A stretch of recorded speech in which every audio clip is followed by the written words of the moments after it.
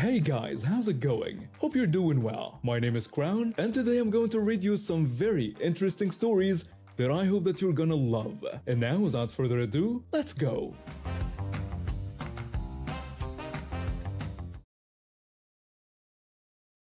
Now, a fresh cup of tea? Check. Badger forged axe? Check. Complete unwillingness to admit it's after midnight and I should go to sleep? Yup. And on we go. On this job, I went into the call center of a paper and printing company to find out why a business that should be doing well wasn't. Employee turnover was high and morale was low. So far, just another task. I showed up Monday morning wearing an off-the-shelf cotton shirt, power tie, trousers that were too short and looking defeated. In short, a bad office manager's dream, a beaten employee. A cheerful person took me for my induction. The HR lady told me not to touch anyone, not to stab management, and to cry on my own time. I'd seen these before. Then I was dropped off with my trainer to start shadowing them. For someone in my job, shadow days are valuable, because I'm told to watch and ask questions. No one suspects anything, so they answer without thinking. The order system was simple. The phone calls had scripts for each situation, but something felt wrong about the office. Then Margaret walked in. She looked like she always smelled something bad. She had a terrible 80s perm, even though it wasn't the 80s anymore. Despite wearing normal office clothes, she always had an ugly cardigan over them.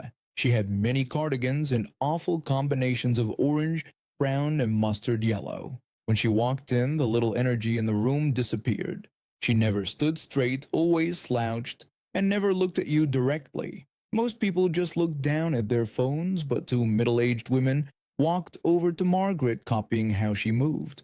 They all went into an office marked Office Manager. My trainer told me quietly that the woman was Margaret, who had been there since the building opened, and those two were her favorites. I said they seemed close. My trainer told me those two were the only ones who got good shifts, while everyone else took what was left.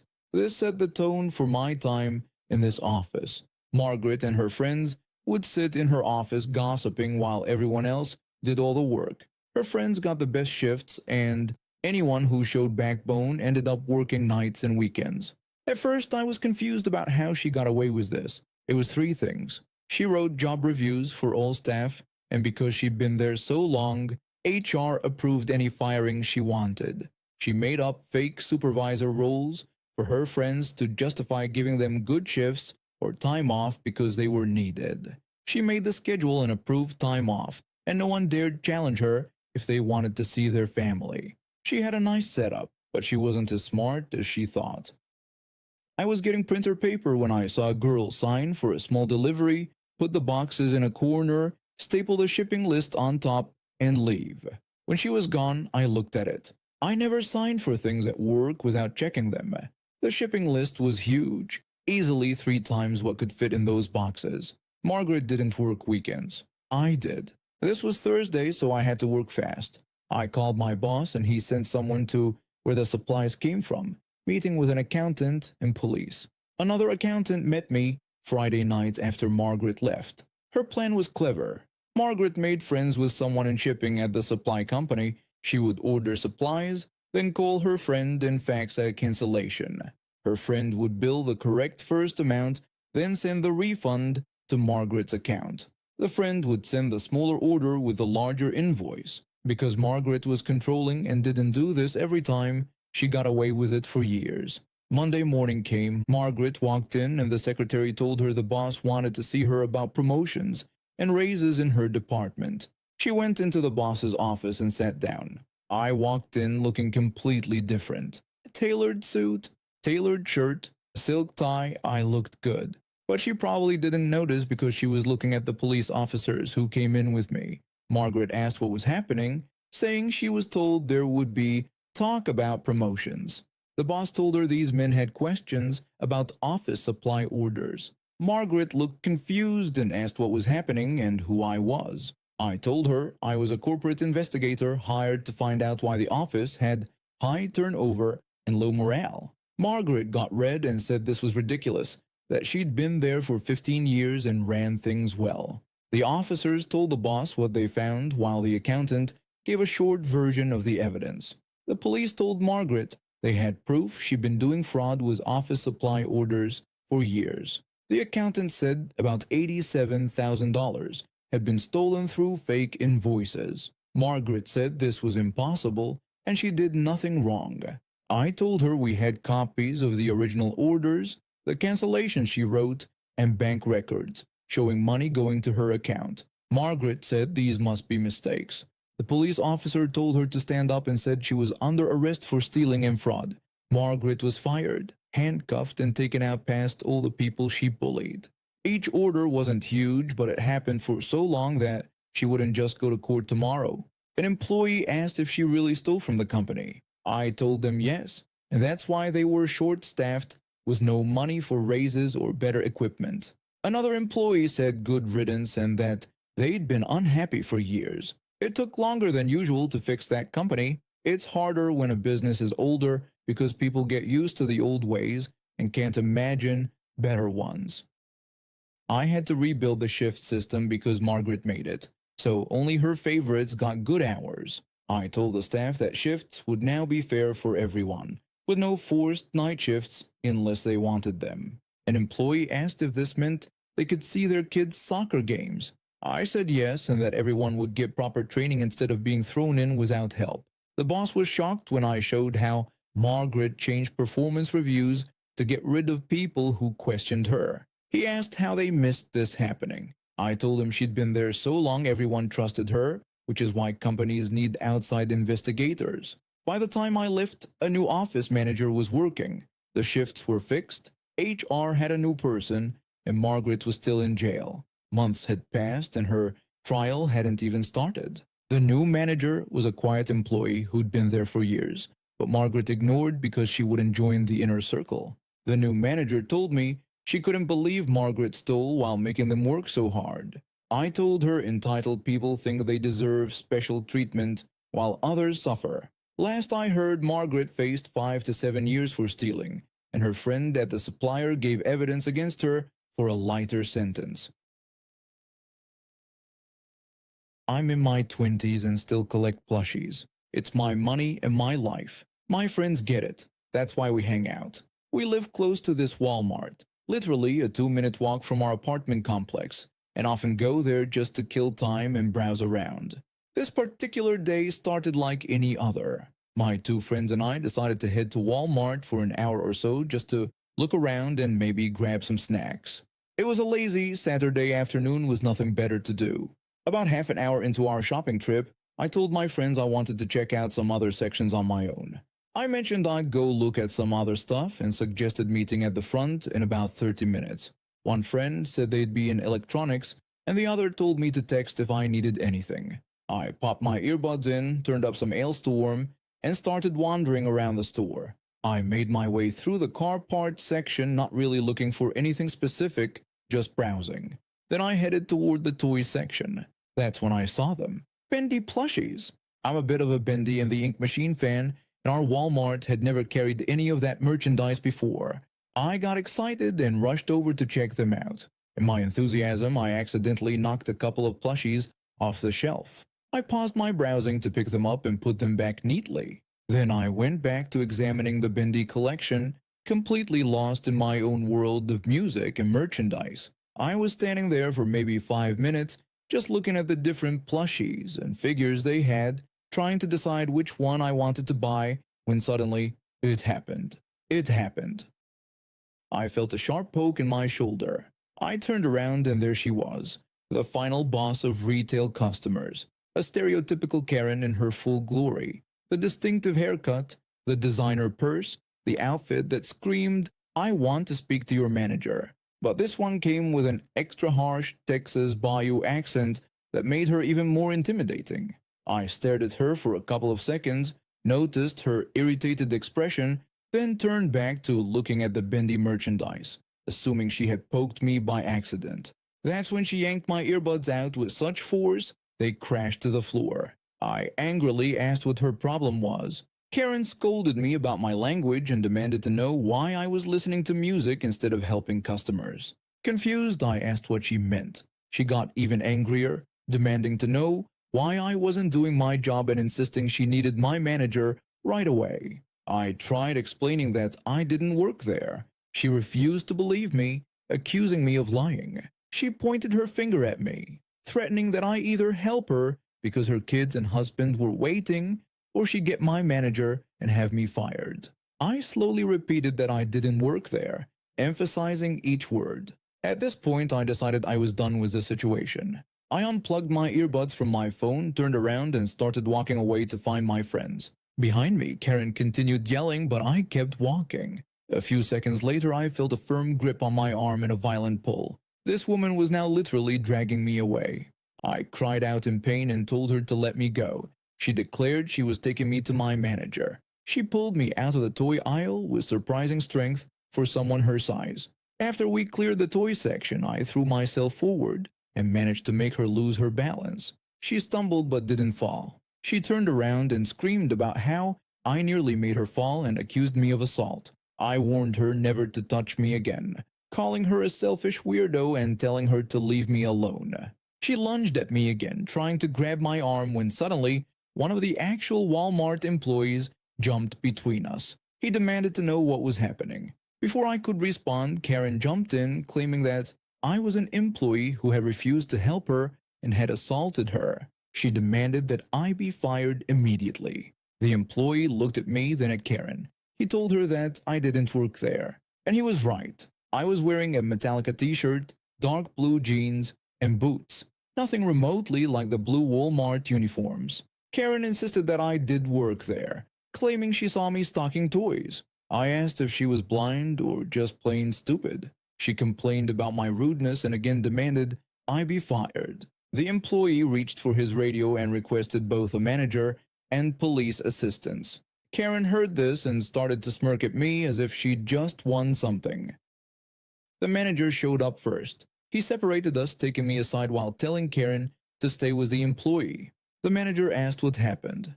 I explained that the woman had snatched my earbuds, demanded help thinking I worked there, and then grabbed and jerked my arm when I tried to leave. I showed him the marks where her nails had dug into my skin and explained that when I jerked away, she lost her balance and almost fell. He said he would look into it. About 5 minutes later, a county deputy arrived and started taking statements. I gave mine after Karen gave hers. The officer came to me with a puzzled expression and told me that Karen had accused me of being hostile and assaulting her, wanting to file charges against an evil employee. I showed the officer the marks on my arm, and his expression changed from puzzled to skeptical. He said he would review the security footage to get to the bottom of the situation. The manager and officer went off to review the CCTV footage. They came back about 10 minutes later. By this point, Karen was looking nervous. She complained about the time it was taking and said she needed to leave.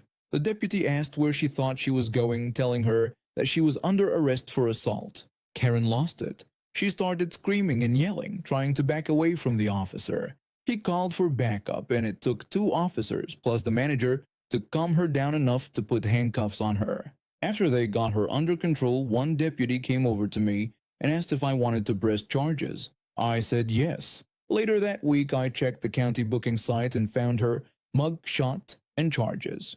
She was booked for assault, assault on a peace officer, and resisting arrest. Maybe this would never have happened if she had realized not everyone in a store is an employee. I kept this story quiet for a while until my friend showed me this subreddit. I figured you all might like the tale of the Karen who couldn't tell the difference between a metalhead and a Walmart employee. Oh, and yes, I did go back and buy a Bendy plushie after all the excitement died down. It sits on my shelf as a reminder to always wear a uniform if I'm going to pick something up off the floor in a store. I'll try to keep this vague since I still work for this organization. I'm employed at a government department with offices scattered throughout the state. My base is in a city about 2.5 hours by train from our head office. When this happened, I was part of a team that worked remotely across the state. We handled policy, process, and quality assurance. Our previous manager had gotten promoted because he was brilliant at his job. Our new manager came from the banking world and made it clear from day one that he was here to whip us lazy public servants into shape. Just a few days after starting, he called a teleconference with our team. He told us he wanted everyone at head office the next morning at 8 a.m. for an all-day in-person team meeting. When I pointed out that this was short notice since most of us were based in different cities, he said he needed to see us all in person. He explained that he wanted to size us up and understand what we were doing and where we were in keeping up with the private sector. One colleague mentioned that we'd need to arrange travel with expenses involved, including overnight accommodations for some team members. Another colleague added that we usually plan these kinds of meetings weeks in advance. I tried to explain that our department policy requires approval for travel expenses, meal allowances, and overtime for this kind of short-notice travel. The new manager dismissed all our concerns and told us to just be at head office tomorrow at 8 a.m. Then he hung up, ending any further discussion. What he didn't know was that I'm one of the union delegates for our department. I know our employment award inside and out, especially the sections on travel, allowances, and overtime. If he wanted us there, fine, but it was going to cost him. I immediately emailed my teammates with instructions. According to our award, when we travel outside normal work hours, our workday starts the moment we leave home and doesn't end until we return. Some team members would need to travel overnight, entitling them to overtime pay, dinner allowance, and accommodation, plus the same for the return journey. Since I'd be traveling before 7 a.m., I could claim a breakfast allowance, lunch allowance, and if I got home after 9 p.m., a dinner allowance too. I left my house at 5 a.m. to catch the only train that would get me there on time. The train ran a bit late, but I still made it. That meant my first 3 hours of the workday were spent traveling, not working. When we all arrived, we introduced ourselves to the new manager. He welcomed us and said he was glad to finally see us all in person, adding that now we could get down to business. For the next 4 hours, all he did was talk about himself. He boasted about how at his previous bank he had increased quarterly profits by 28%. He bragged that they had sent him to Fiji as a bonus. He criticized the public service for being stuck in the past and claimed our work wasn't up to private sector standards.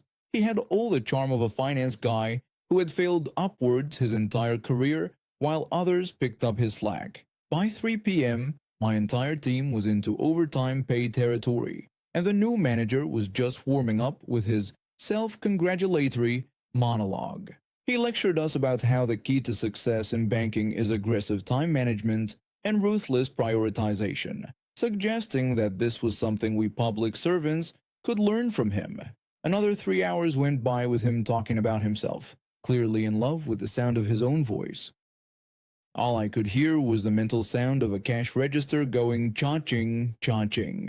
At 5 p.m., he suddenly stopped mid-sentence, looked at his watch, and said that was all for today. He told us to go home now and then just walked out. We all exchanged awkward looks, packed our things, and left without having done any actual work all day. I got to the train station quickly and saw that a train was leaving soon that would get me home around 8 p.m. I could also catch the old station's train and get home closer to 9:30 p.m. No matter how fast I tried to run, I just couldn't catch that earlier train. Guess I'd have to take the old station's train, staying on the clock for another hour and a half, plus getting my dinner paid for. Such terrible luck. The next day I submitted my expense claim. 4.5 hours at double rate, train tickets, taxi fares to and from the station, and breakfast, lunch, and dinner allowances. My claim alone was nearly $500. The rest of my team followed suit, each claiming everything they were entitled to. The new manager tried to fight us on approving the claims. He complained that this was ridiculous and asked whether we really needed to stay that late or travel during those hours. I reminded him that he required us to be at head office at 8 a.m. and explained that the award states that when we're required to travel outside normal work hours, we're entitled to these allowances. He argued that in the private sector, people make sacrifices for the team. I told him that we weren't in the private sector and that our union representatives would be interested to hear he was denying our award-guaranteed allowances. He quickly learned that unlike in banking, most public servants are unionized. His all-day self-promotion symposium blew a $6,000 hole in his budget. While he remained our manager, he never required us to attend another in-person meeting. Video conferencing was suddenly just fine. He only lasted 6 months before leaving for new opportunities, which meant going right back to his old job at the bank. Turns out he was the one who couldn't keep up with how the public service works. Later, a union representative told me that word was he didn't meet a single one of his key performance indicators while he was here. A colleague said he was too busy telling us how great he was to actually do any work. I said some people just can't handle working in a system where you can't exploit your employees. In the end, we got a new manager who understood our work and respected our time. And I got to enjoy knowing that sometimes following the rules to the letter is the best form of revenge against entitled people. And now we have reached the end of today's stories. Thank you for watching, and see you next time.